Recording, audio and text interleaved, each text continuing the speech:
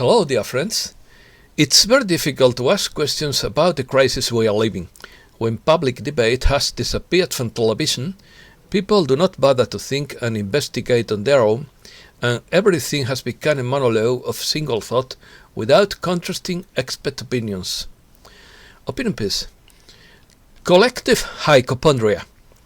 Insanity becomes the norm. A collective psychosis is spreading, distressing health concerns. Zombies are in the majority in cities. Can sanity return to an insane world? The dark side wants a third world war.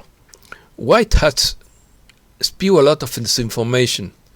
The harsher the conflict, the more glorious the triumph. Let's start. Have you noticed how sad and worried people are walking down the street, staring blankly and walking like zombies with their faces covered?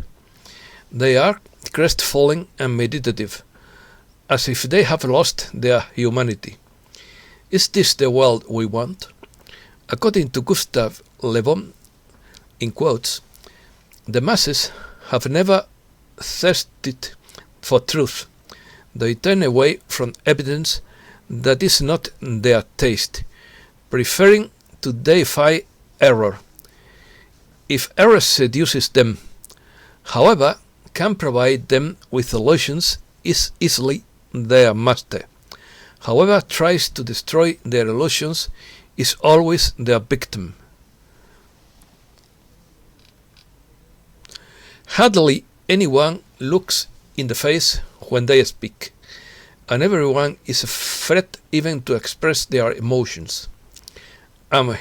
If he expresses them, we can't know it either, because his face is covered.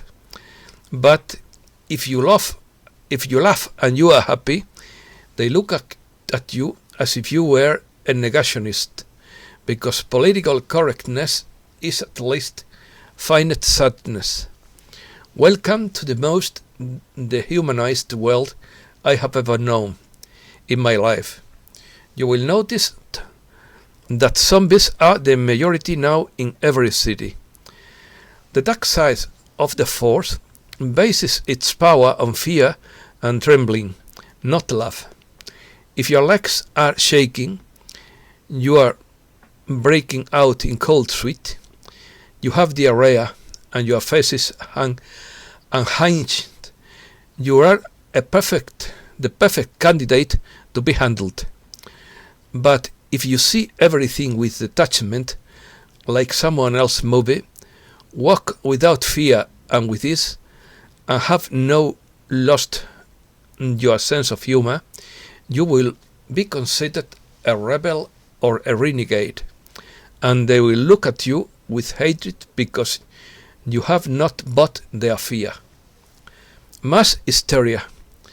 Collective hysteria, also called mass hysteria, group hysteria, collective psychosis, or collective obsessive behavior, is the socio-psychological phenomenon that comprises the manifestation of the same or similar hysterical symptoms by more than one person.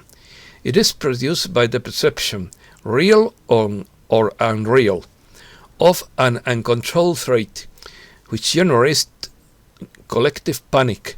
A common manifestation of mass hysteria occurs when a group of people believe that they are suffering from similar illness or disease. Thus, the group usually displays excitement or anxiety, irrational behavior, or unexplained symptoms of some disease. The main characteristic is that the pathological behavior manifests itself in a large number of people. Typically, mass hysteria begins when an individual becomes ill or hysterical during a period of stress. When this initial individual shows symptoms, others begin to manifest similar symptoms, usually nausea, muscle weakness, panic attacks or headaches. Often, the vision of religious miracles is attributed to mass hysteria. Nowadays, the term collective stress reaction is preferred to speak of phenomena of this genre. Totalitarianism. During a mass psychosis, insanity becomes the norm in a society and delusional beliefs spread like a contagion.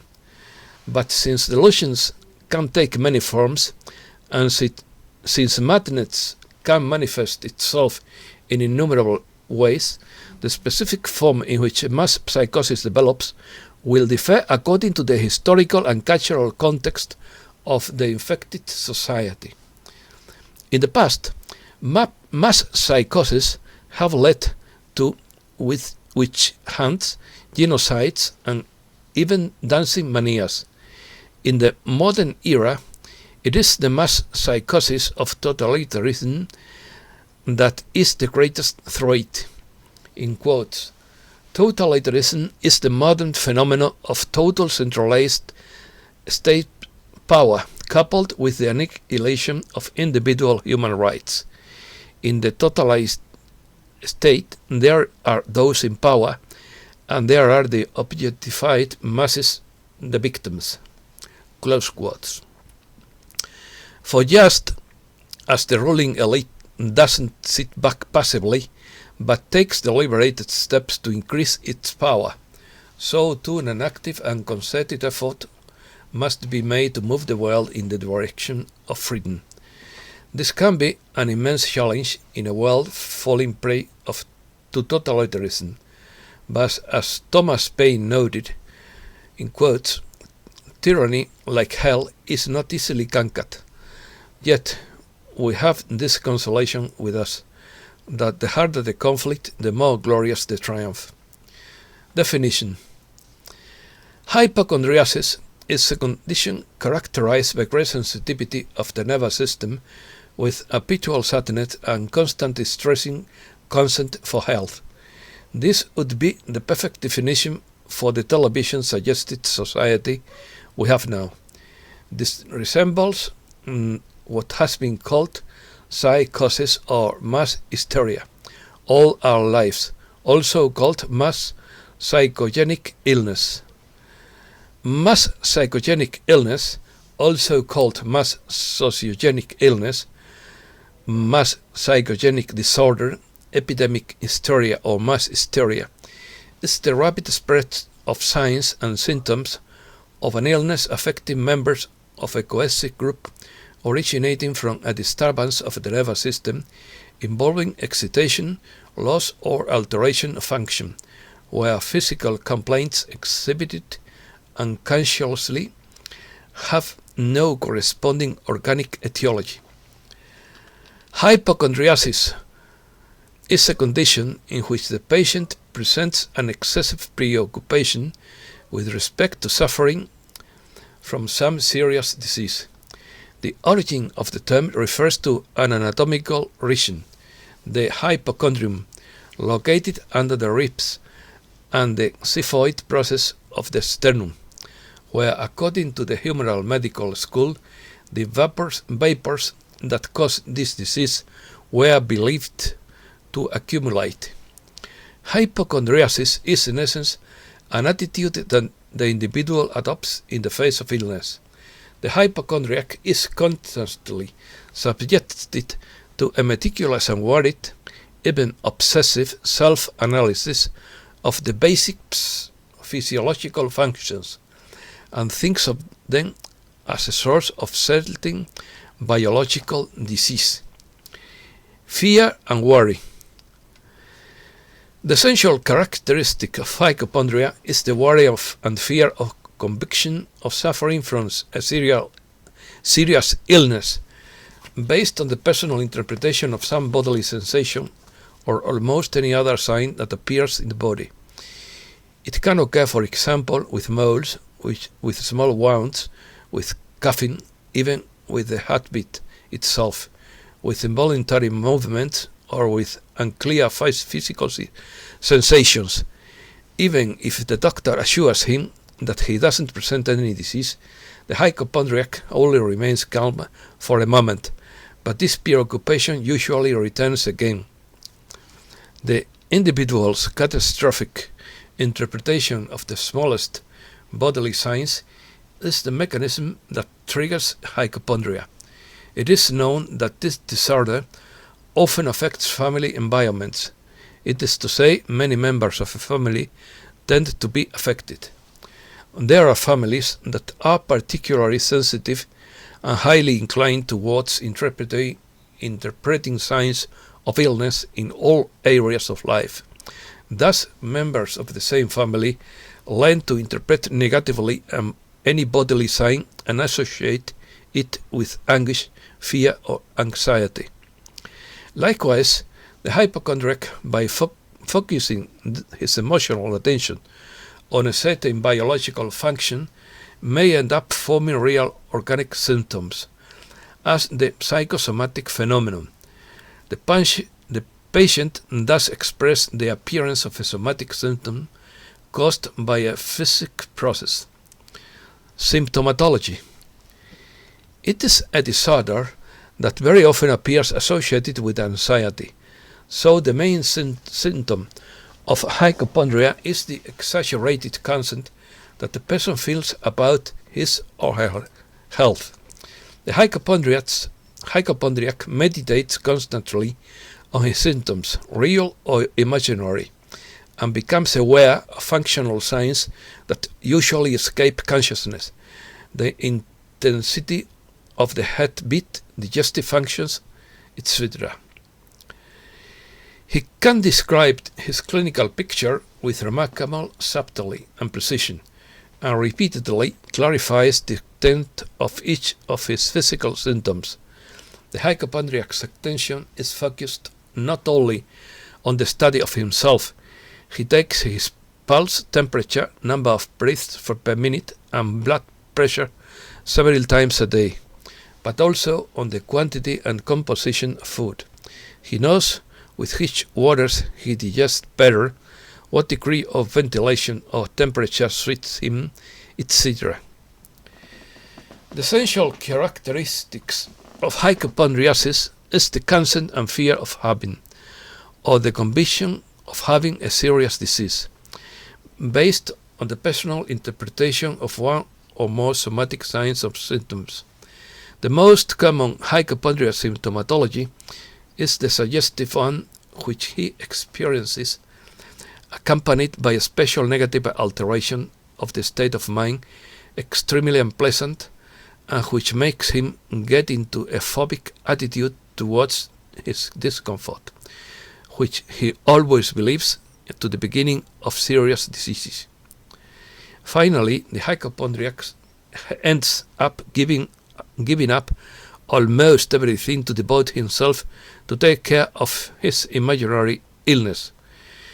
In most cases, patients suffer from physical symptoms, as hypochondria is a disorder that produces real pain that has only a psychological cause, and these pains increase negative thoughts about their health, which includes the patient in a vicious cycle. News of the reset. The media propaganda machines are advancing, producing a massive amount of biased news that makes it difficult for many people to understand. For those of us who know what is really unfolding, it is as if we live in a parallel universe to other people in our lives. The white hats are launching their own brand of disinformation because they have massive operations in progress in their psychological operation to awaken humankind. The dark side wants a third world war, and the information we are getting about Israel is that they are on the verge of a war with Palestine. Sources inside Israel, however, tells us that the situation is not that bad, and that not 99% of the rockets we see in the images provided are reaching the ground. Inflation is coming, and the establishment is trying to explain why this is happening. That's why they need an event to usher in a big reset and climate agenda. They are on schedule, and the Patriots knew the playbook. How do you explain that inflation is gold and cryptocurrencies are rising? The central bank is making a move to push commodities down. Message in singular. Message on planetary health by Manshubi Sekinia. The holy and divine planet you live on is sacred and is a being whose purpose is to house and nurture the great multiplicity of life that the divine creator has brought into physical manifestation. This is a great and profound miracle, which goes unnoticed by most human beings who are currently incarnated in physical form in their sacred body. The current unfolding planetary crisis is affecting all life on Earth, is part of the process of divine rebalancing and transformation of the holy Earth. Your physical form is moving from a third-dimensional matrix, focused primarily on the physical level, into a multi-dimensional energy body, which includes all the divine frequencies of the One. This major resurgence of spiritual light, emanating from your sacred core, has been ordained since before the beginning of time, and is creating a planetary purification of all that has been separated from the divine. Most human beings have become accustomed to living in a three-dimensional consciousness. The current planetary crisis is illustrating the underlying connection, unity, and relationship between all beings. The sacred planet Earth has been suffering from neglect and from the accumulation of negative actions, thought forms and energies that have been disrupting the natural harmony and flow of the divine nature. She can no longer offer her divine gifts or of nature, of nurture, in the current planetary atmosphere. Today, more people are becoming aware of this imbalance and neglect, and are trying to find ways to live more sustainably and harmoniously. What is equally important for the Holy Earth is that she too receives the spiritual and energetic nourishment of love and positive life affirmation, thoughts, prayers, intentions, and gratitude. This can be done on a daily basis simply by becoming aware of the enormous gifts that the Holy Earth gives you every day. This begins with the beautiful sun that warms you and gives life, and the air you breathe that circulates that divine life throughout your body.